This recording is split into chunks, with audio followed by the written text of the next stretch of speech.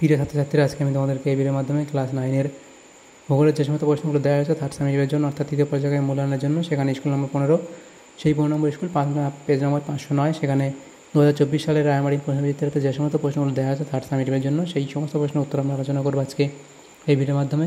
এবং এর আগে যে স্কুলগুলো হচ্ছে 1 থেকে 14 অবধি, সেই 14 স্কুলের সমস্ত প্রশ্নের উত্তর আমরা আলোচনা করে দিয়েছি। তোমরা প্লে লিস্ট থেকে সেই প্রশ্ন উত্তরগুলো অবশ্যই দেখে নেবে। আজকে দেখো আমরা 15 নম্বর প্রশ্ন আলোচনা করবো 15 নম্বর স্কুলের। এবং তোমরা যদি এখনও আমাদের চ্যানেলটাকে সাবস্ক্রাইব না করে থাকো, অবশ্যই চ্যানেলটাকে সাবস্ক্রাইব করে রাখবে পরবর্তী স্কুলের প্রশ্ন উত্তরগুলো পাওয়ার জন্য। তো আজকে 15 নম্বর স্কুলে যে প্রশ্নগুলো দেওয়া আছে দেখো, এখানে 15 দাগের এখানে বিভাগ কয়ের মধ্যে যে সমস্ত প্রশ্নগুলো দেওয়া আছে 14টা এখানে এমসিকিউ টাইপ প্রশ্ন দেওয়া আছে। প্রত্যেকটি স্কুলেই প্রথমে 14টা এমসিকিউ টাইপ প্রশ্ন দেওয়া থাকে, প্রত্যেকটা প্রশ্ন 1 নম্বর করে দেওয়া হয়। তো একের থেকে বলা আছে সঠিক উত্তর নির্বাচন করে লেখো। তো একের দাগের আগে কী বলা আছে, পৃথিবীর নিরক্ষীয় ব্যাস। পৃথিবীর নিরক্ষীয় ব্যাস সেটা এখানে কত হবে, এখানে দেখো 12,757 কিমি, অর্থাৎ অপশান এ হবে সঠিক উত্তর। এরপরে প্রশ্ন, বসন্তকালীন বিষুব হয়, বসন্তকালীন বিষুব সেটা হবে কবে, 21শে মার্চ। এরপরে প্রশ্ন, সমাক্ষরেখার সংখ্যা হলো, সমাক্ষরেখার সংখ্যা কত, 180টি। 1 সেকেন্ড সময়ের পরিবর্তনে দ্রাঘিমার পার্থক্য হয় কত, অপশান বি। এরপরে প্রশ্ন দেখো বলা আছে, যেটা বলা আছে বহির্জাত প্রক্রিয়াগুলির শক্তির প্রধান উৎস হলো নদী, বায়ু, সূর্য না হিমবাহ, সঠিক উত্তর অপশান সি অর্থাৎ সূর্য। এরপরে পৃথিবীর প্রধান পাতের সংখ্যা হলো 7টি। এরপরে বলা আছে প্রস্তর চাই খণ্ডীকরণ প্রক্রিয়া প্রধানত ঘটে কোথায়, গ্রানাইট, গ্যাব্রো, ব্যাসল্ট নাকি চুনাপাথর শিলায়। তো প্রস্তর চাই খণ্ডীকরণ সেটা তোমাদের এখানে হবে অপশান ডি অর্থাৎ চুনাপাথর শিলায়। এরপরে প্রশ্ন দেখো যা দেওয়া আছে 8 থেকে বলা আছে মৃত্তিকা সৃষ্টির প্রথম পর্যায় হলো কোনটি, তো এখানে হবে অপশান সি অর্থাৎ রেগোলিথ। এরপরে চীন সাগরে সৃষ্ট ঘূর্ণিঝড়টির নাম, চীন সাগরে সৃষ্ট ঘূর্ণিঝড়টির নাম হলো, এখানে হবে কি টাইফুন অর্থাৎ অপশান এ। এরপরে আছে প্রদত্ত কোনটি খনিজ তেল সংস্থা, সেটা হবে ওএনজিসি। এরপরে প্রশ্ন দেখো দেওয়া আছে, ফারাক্কা হলো জলবিদ্যুৎ শক্তিকেন্দ্র। এরপরে প্রশ্ন যেটা দেওয়া আছে যে পশ্চিমবঙ্গের সর্বোচ্চ শৃঙ্গ হলো সান্দাকফু। লু এক ধরনের এখানে হবে গরম বাতাস অর্থাৎ অপশান ডি। এরপরে আছে আবহাওয়া যন্ত্রে যে স্কেল ব্যবহার করা হয় তা হলো কি রৈখিক স্কেল অর্থাৎ অপশান এ। তাহলে এখানে এমসিকিউ যে প্রশ্ন যেগুলো ছিল সমস্ত এমসিকিউ প্রশ্ন উত্তর এখানে করে দেওয়া হলো। এরপরের প্রশ্নগুলো দেখো, এরপরে বিভাগ ক্ষয়ের মধ্যে যে সমস্ত প্রশ্ন আছে দেখো, এখানে প্রথমে 22টা প্রশ্ন আছে, 1 নম্বর করে দেওয়া আছে, প্রত্যেকটা প্রশ্ন 22 নম্বর এখানে উত্তর করতে দেওয়া আছে। তো এখানে দেখো প্রথম যেটা দেওয়া আছে, এখানে 2-এর দাগের এ, স্তম্ভ মেলাও, ক স্তম্ভের সাথে খ স্তম্ভ। প্রথম ইউরি গ্যাগারিন কী হবে, এটা হবে পৃথিবীর প্রথম মহাকাশচারী। এরপরে কোপারনিকাস কী করেছিলেন, সেটা হবে সূর্যকেন্দ্রিক ধারণা।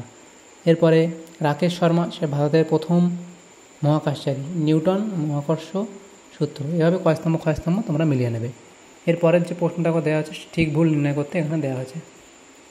তো প্রথম যেটা দেওয়া আছে বিয়ের দাগে ঠিক ভুল নির্ণয় করে, বিয়ের দাগের আগের প্রশ্ন, পৃথিবীর কক্ষপথের দৈর্ঘ্য হলো 96 কোটি মাইল, এটা ভুল। এরপরে প্রশ্ন আছে পৃথিবীর পরিক্রমণের গতিবেগ হলো 30 কিমি পার মিনিট, এটা এখানে ভুল দেওয়া হয়েছে। এরপরে প্রশ্ন দেখো কী বলা হয়েছে, সর্বনিম্ন অক্ষরেখা হলো নিরক্ষরেখা, এটাও ভুল। এরপরে আছে পৃথিবীর মোট দ্রাঘিমারেখার সংখ্যা 359টি, এটাও এখানে ভুল দেওয়া হয়েছে। 5 দাগের প্রশ্নে বলা আছে পৃথিবীর বৃহত্তম আগ্নেয়গিরি হলো মৌনা লোয়া, এটা ঠিক। এরপরে আরাবল্লী একটি ক্ষয়জাত ভঙ্গিল পর্বত, এটাও ঠিক। এরপরে প্রশ্ন, ব্যারেন একটি মৃত আগ্নেয়গিরি, এটা এখানে ভুল বলা হয়েছে, ব্যারেন একটি সক্রিয় আগ্নেয়গিরি। এরপরে সিয়ের দাগের যে প্রশ্নগুলো আছে শূন্যস্থান পূরণ, সেখানে প্রথম বলা হয়েছে উপযুক্ত শব্দ বসিয়ে শূন্যস্থান পূরণ করো। হিমবাহ পরিলক্ষিত অঞ্চলে ড্যাশ প্রক্রিয়ায় যান্ত্রিক আবহাওয়া বিকার ঘটে, এটা হবে ঘর্ষণ প্রক্রিয়ায়। নেক্সট প্রশ্ন, মৃত্তিকার ড্যাশ স্তরকে এলুভিয়াল স্তর বলে, মৃত্তিকার উপরের স্তরকে এলুভিয়াল স্তর বলে। এরপরে প্রশ্ন, অসমের ড্যাশ অববাহিকা অত্যন্ত বন্যাপ্রবণ, এটা হবে ব্রহ্মপুত্র অববাহিকা অত্যন্ত বন্যাপ্রবণ। এরপরে খরাপ্রবণ অঞ্চল কালাহান্ডি ড্যাশ রাজ্যে অবস্থিত, এটা হলো ওড়িশা রাজ্যে অবস্থিত। এরপরে প্রশ্ন আছে সুনামির মূল কারণ হলো সমুদ্রগর্ভে ভূমিকম্প। সুনামির মূল কারণ হলো সমুদ্র গর্ভে ভূমিকম্প। নেক্সট প্রশ্ন, বস্তুর সম্পদ নয় বস্তুর ড্যাশ হলো উপাদান। বস্তু সম্পদ নয় বস্তুর কার্যকারিতা ও উপযোগিতাই হলো, এখানে লিখে দেই, বস্তুর কার্যকারিতা ও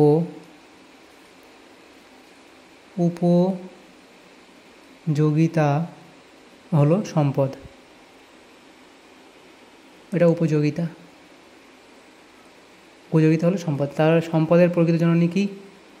শ্রম। তাহলে এখানে শূন্যস্থান পূরণগুলো হয়ে গেল। এরপরের যে প্রশ্নগুলো আছে দেখো, এখানে ডিএর দাগের প্রশ্ন, সেখানে বলা হয়েছে একটি বা দুটি শব্দে উত্তর দেয়, যে কোনো 6টি প্রশ্ন উত্তর, প্রত্যেকটা প্রশ্ন 1 নম্বর করে 6 নম্বর দেওয়া আছে। প্রথম প্রশ্ন, আকরিক লোহার শ্রেণীবিভাগ করো। আকরিক লোহার শ্রেণীবিভাগ 4 ভাগে প্রধানত ভাগ করা হয়, ম্যাগনেটাইট, হেমাটাইট, লিমোনাইট, সিডারাইট। এরপরে উত্তরবঙ্গের 83 নদী কাকে বলে? তিস্তা নদীকে উত্তরবঙ্গের 83 নদী বলা হয়। পশ্চিমবঙ্গে দুঃখ কোন নদীকে বলা হয়? দামোদর নদীকে পশ্চিমবঙ্গে দুঃখ বলা হয়। কালবৈশাখী কী? কালবৈশাখী সম্পর্কে লিখে দেবে যে পশ্চিমবঙ্গ, ভারতের পূর্বাঞ্চলে এবং বাংলাদেশে এবং বা ভারতের পশ্চিমবঙ্গ জেলায় যে ঝড় দেখা যায়, এক প্রকার শক্তিশালী বজ্র ঝড় দেখা যায়, সাধারণত বিকেল বা সন্ধ্যার দিকে এটা হয়। এটা এপ্রিল মে মাসের দিকে হয়ে থাকে, তাকে কালবৈশাখী বলে। আসামে এটাকে আবার বড়দই শিলা বলা হয়, কালবৈশাখী ঝড়কে। এরপরে দেখো মানচিত্র কী? মানচিত্র সম্পর্কে লিখবে, এত অবধি লিখে দেবে। এরপরে স্কেল কী? স্কেল সম্পর্কে লিখবে। এবার গ্লোব কী সেটা অবধি লিখে দেবে এখানে। তো এই প্রশ্ন উত্তরগুলো এখানে করে দেবে। এরপরে দেখো বিভাগ গয়ের মধ্যে যে সমস্ত প্রশ্নগুলো আছে, এখানে প্রত্যেকটা প্রশ্ন 6টা প্রশ্ন আছে, 2 নম্বর করে 12 নম্বর দেওয়া আছে। তো প্রথম প্রশ্ন এখানে আছে, কুলীন গ্রহ কাকে বলে? কুলীন গ্রহ কাকে বলে? কুলীন গ্রহ হলো সূর্য থেকে দূরের অবস্থানে থাকা সেই গ্রহগুলো যেগুলো পৃথিবীর কক্ষপথের বাইরে অবস্থান করে। মঙ্গল, বৃহস্পতি, শনি, ইউরেনাস এবং নেপচুন এই কুলীন গ্রহের উদাহরণ। এরপরে প্রশ্ন দেখো বলা হয়েছে দিগন্ত রেখা কী? দিগন্ত রেখা হলো সেই কাল্পনিক রেখা যেখানে আকাশ এবং পৃথিবীর পৃষ্ঠ একত্রে মিলে গেছে বলে মনে হয়। এটি কোনো পর্যবেক্ষকের অবস্থান থেকে তার দৃষ্টি সীমানার সবচেয়ে দূরের বিন্দু। এরপরে মহাবিষুব কাকে বলে? লিখবে এত অবধি। এরপরে প্রতিবাদ স্থান কী? এত অবধি লিখে দেবে। এরপরে অথবা দিয়ে প্রশ্নের ম্যানগ্রোভ অরণ্যের বৈশিষ্ট্য লেখো। লবণ সহিষ্ণু গাছ, শ্বাসমূল প্রতিরোধী এবং বৈচিত্র্যপূর্ণ জীববৈচিত্র্য এবং পরিবেশগত ভূমিকা। এরপর ব্যবচ্ছিন্ন মালভূমি কাকে বলে? লিখে দেবে। এরপরের যে প্রশ্ন দেখো বলা যায় পুঞ্জিত ক্ষয় কাকে বলে? পুঞ্জিত ক্ষয় সম্পর্কে এত অবধি লিখবে। তারপরে বন্যার ফলে কী ঘটে? বন্যার ফলে নিম্নলিখিত ঘটনা ঘটে থাকে, অর্থনৈতিক ক্ষতি হয়, জীবনের ঝুঁকি বেড়ে যায়, প্রাকৃতিক পরিবেশের পরিবর্তন ঘটে, সুস্থতা এবং স্বাস্থ্য সংকট ঘটে। অথবা এই প্রশ্ন ছিল খরা কেন দেখা যায়? বৃষ্টি কমে যায়। এরপরে উচ্চ তাপমাত্রা, জলাধারের অপর্যাপ্ততা এবং ভূমির অবক্ষয়। এরপরে স্টেনলেস স্টিল কী? স্টেনলেস স্টিল হলো একটি বিশেষ ধরনের ইস্পাত যা ক্রোমিয়াম এবং নিকেল যোগ করে তৈরি করা হয়। এটি মেটে মরিচা ধরে না। এটি দেখে এটা একটা লিখতে পারো যে এটি মরিচা ধরে না এবং জল ও পরিবেশগত ক্ষয় প্রতিরোধী। স্টেনলেস স্টিলের ব্যবহারের ক্ষেত্রগুলিতে রান্নার সরঞ্জাম, চিকিৎসা সরঞ্জাম এবং নির্মাণ সামগ্রী অন্তর্ভুক্ত। এটি মরিচা ধরে না, এটা লিখে দেবে যে জল ও পরিবেশগত ক্ষয় প্রতিরোধী, সেটা স্টেনলেস স্টিল। কী কী দিয়ে তৈরি হয় সেটা লিখবে। এরপরে যে প্রশ্নগুলো আছে দেখো বলা আছে ল্যাটেরাইট মাটির বৈশিষ্ট্য কী? লাল রং, অসাধারণ নিষ্ক্রিয়তা, গরম ও আর্দ্র জলবায়ু, গঠন প্রক্রিয়া এবং কৃষির জন্য অসুবিধা। অর্থাৎ এই প্রশ্ন ছিল মৌজা মানচিত্র কী? মৌজা মানচিত্র সম্পর্কে লিখবে যে মৌজা মানচিত্র হলো একটি ভূমি ব্যবস্থাপনা নথি যা একটি মৌজার বা গ্রামের সীমানা, ভূমির ব্যবহার, মালিকানা এবং অন্যান্য তথ্য দেখায়। এটি সাধারণত স্থানীয় প্রশাসন দ্বারা তৈরি করা হয় এবং ভূমি সংক্রান্ত বিবাদের নিষ্পত্তিতে সহায়ক। তো তাহলে এখানে এই প্রশ্নগুলো হয়ে গেল। এরপরের যে প্রশ্ন থাকে বিভাগ ঘ, সেখানে যে প্রশ্নগুলো আছে প্রত্যেকটা প্রশ্ন এখানে 3 নম্বর করে দেওয়া আছে। 4টে প্রশ্ন উত্তর করতে হয় 12 নম্বর। তো 4 দাগের যে প্রশ্নগুলো আছে সেই প্রশ্নগুলো এখন এখানে দেখো। তো 4 দাগের প্রথম প্রশ্ন কী বলা আছে? জিপিএসের 3টি ব্যবহার লেখো। তো জিপিএসের ব্যবহার লিখবে নির্দেশনা ও নেভিগেশন, অবস্থান নির্ণয়, মোবাইল ফোনে ব্যবহৃত হয় জিপিএস, ভূতাত্ত্বিক গবেষণা, প্যারামেডিক এবং জরুরি সেবা, কৃষিক্ষেত্রে ড্রোন এবং অটোমেটেড সিস্টেম, সামরিক ব্যবহার করা অর্থাৎ সামরিক ক্ষেত্রে ব্যবহার করা হয়, পদক্ষেপ গণনা এবং সমুদ্র গবেষণা এই জাতীয় ক্ষেত্রে জিপিএস ব্যবহার করা হয়। তো 3টি লিখতে বলেছে, যে কোনো এখান থেকে লিখে দেবে। এরপরে প্রশ্ন আছে কি অপসূর ও অনুসূর অবস্থানের মধ্যে পার্থক্য লেখো। অপসূরে কি? অপসূরের সংজ্ঞা, অনুসূরের ক্ষেত্রে অনুসূরের সংজ্ঞা লিখবে, অবস্থান লিখবে অপসূরে, এখানে অবস্থান লিখবে, এবার প্রভাব উদাহরণ, এভাবে পার্থক্য তোমরা লিখে দেবে প্রত্যেকটা যেভাবে লিখতে হয়। পেডিমেন্ট ও বাধাদের মধ্যে পার্থক্য, পেডিমেন্টের সংজ্ঞা দেবে, গঠন প্রক্রিয়া, সুবিধা এবং ভূগোল, এবং এখানে দেখো এইভাবে এখানে 3টে পার্থক্য যেটা দেওয়া আছে 4টে সেটা লিখে দেবে এবং এভাবে তোমরা পেডিমেন্ট এবং বাধাদার মধ্যে পার্থক্য লিখতে পারো। এভাবে লিখতে পারো অবস্থান, গঠন, উদ্দেশ্য এবং উপাদানের মধ্যে। অথবা প্রশ্ন ছিল মৃত্তিকা সৃষ্টির পর্যায়গুলি আলোচনা করো। মৃত্তিকা সৃষ্টির পর্যায়ে দেখো, প্রথমে তোমরা লিখতে পারো মৌলিক পদার্থের সৃষ্টি, সেখানে শিলা, তারপর লিখবে একটা জলের প্রভাব, লিখবে জলের প্রভাব। তার শারীরিক ও রাসায়নিক আবহাওয়া, সেখানে শারীরিক আবহাওয়া, রাসায়নিক আবহাওয়া এবং জৈব পদার্থের সমন্বয়, জৈব পদার্থ, জৈব প্রক্রিয়া, মৃত্তিকা স্তরের গঠন, সেখানে উপরের স্তর, তারপরে শীর্ষ স্তর ও উপশীর্ষ স্তর এবং অবনমিত স্তর। তারপর মৃত্তিকার ক্রমবিকাশ, সেখানে জলবায়ু, ভূতাত্ত্বিক গঠন এবং জৈব বৈচিত্র্য, এটা অবধি লিখবে। এরপর 3 থেকে বলা যায় ভূমিকম্পের ফলে কী ঘটে। ভূমিকম্পের ফলে ভূপৃষ্ঠের কম্পন হয়, ভূমিকম্পের কেন্দ্রের কাছাকাছি অঞ্চলে ক্ষয় হয়, সুনামি সৃষ্টি হতে পারে, ভূগর্ভস্থ জলাশয়, নদীগুলোর পরিবর্তন, ভূমি ফাটল ও ভূমি নিচে যাওয়া, মানুষের জীবন ও সম্পত্তির ক্ষতি এবং মানসিক প্রভাব ঘটে। অথবা এবার সাথে ছিল ভূমিকম্প কেন ঘটে। ভূমিকম্প টেকটনিক প্লেটের আন্দোলন, ভূগর্ভস্থ চাপ, মানবসৃষ্ট কার্যকলাপ, ভূতাত্ত্বিক গঠন এবং সক্রিয় অগ্নুৎপাত, এগুলো লিখে দেবে এই প্রশ্নের উত্তরে।